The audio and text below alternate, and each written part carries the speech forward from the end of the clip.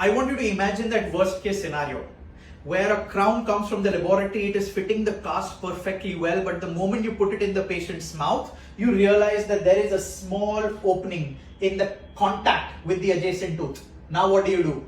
How do you communicate with your technician? Do you tell your technician, bhai thoda sa add kar de idhar? Thoda kitna hota hai?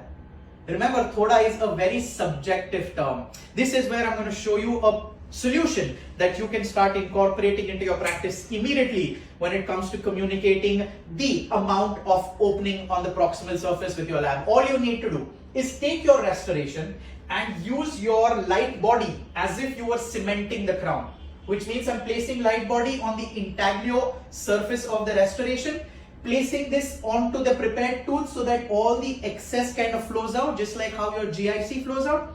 Once this excess flows out, you now take your putty and immediately place the putty on top. Allow both of these to polymerize together and then remove the tray out. It's like a pickup impression that we do for our overdentures. When you pick the impression out, what has happened? The light body has flown into the open gap, thereby recording that open contact in its absolute identical manner, which means now when the technician goes ahead and pours the cast shows the exact gap that is present in the mouth. What have we done? We have added objectivity to this aspect. Now the technician knows exactly what needs to be done. You will not have to communicate hawa mein thoda sa add kar le.